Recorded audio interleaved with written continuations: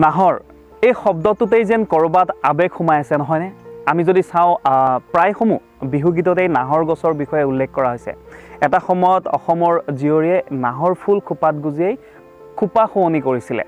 আৰু এতিয়া অৱশ্যে সেই কথাটো নোহোৱা নহয়, কৰবাত যদি নাহৰ ফুল পায় তেতিয়াহ'লে আমাৰ অসমৰ যুৱতীসকলে খোপাত গুজি নোলোৱাকৈ নাথাকে। মুঠতে নাহৰৰ পাত হওক, নাহৰৰ ফুলে হওক আমাক বহাগৰো বতৰা দি যায়। নাহৰৰ পাতে পাতে যেন অলেখ কথাই লিখা আছে।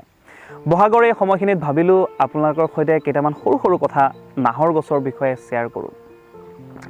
অসমৰ মাটি বা অসমৰ মানুহৰ সৈতে নাহৰৰ নিবিড় সম্পৰ্ক থাকিলেও নাহৰ গছ হৈছে শ্ৰীলংকাৰ জাতীয় গছ। শ্ৰীলংকাত জাতীয় গছ হিচাপে ধৰা হয় নাহৰ গছক, আৰু ইয়াৰ ইংৰাজী নামটো হৈছে চেইলনআইৰণউড, আৰু ইণ্ডিয়ান ৰ'জ বুলিও পৰিচিত এই নাহৰ গছ।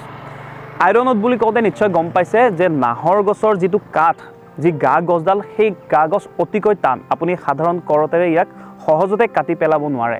সেই হয়তো ব্ৰিটিছৰ সময়ত যদি চাওঁ, ব্ৰিটিছৰ সময়ত ৰেলৰ লাইন বহুৱাওঁতে ব্যৱহাৰ কৰিছিলে, সেই ট্ৰেকত ব্যৱহাৰ কৰিছিলে নাহৰৰ গছ, আৰু সেই নাহৰৰ কাঠটো ব্যৱহাৰ কৰিছিলে ট্ৰেকটো বহাওঁতে।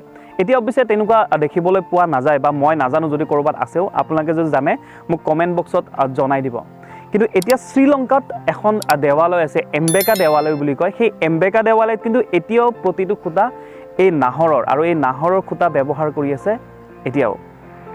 আৰু এটা কথা এইখিনিতে কৈ থওঁ, অসমৰ মানুহে কেৰাচিন, আমি যদি গাঁৱত ঘূৰোঁ বা যিকোনো গাঁৱে ভূঞে যেতিয়া ঘূৰোঁ, কেৰাচিন তেলৰ চাকি লগাই থোৱা হয়, চোতালতে হওক বা বাৰাণ্ডাতে হওক, আমি কেৰাচিন তেলৰ চাকি দেখিবলৈ পাওঁ।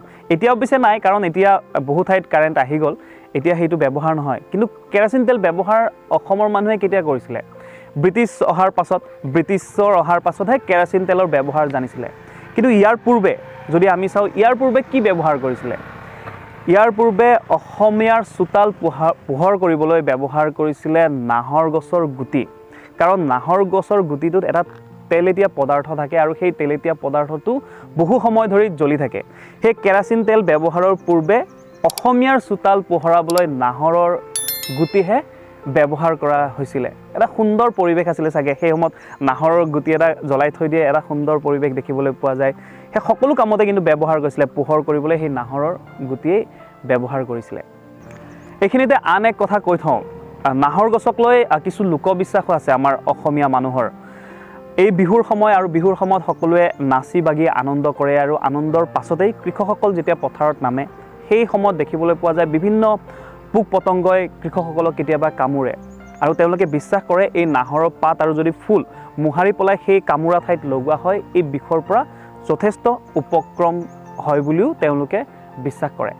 আন এক লোকবিশ্বাস, বহাগৰ এই বিহুৰ দিনটোত নাহৰৰ পাতত যদি দেৱাদিদেৱ মহাদেৱৰ এফাকি মন্ত্ৰ লিখি ঘৰত ক'ৰবাত থোৱা হয়, গুজি থোৱা হয়, সেয়া দুৱাৰতে হওক বা বাৰাণ্ডাতে হওক যদি গুজি থোৱা হয়, তেতিয়া বিশ্বাস কৰা হয় যে সেই ঘৰখনলৈ সুখ সমৃদ্ধি বৃদ্ধি হয় আৰু আনন্দৰে ভৰি পৰে।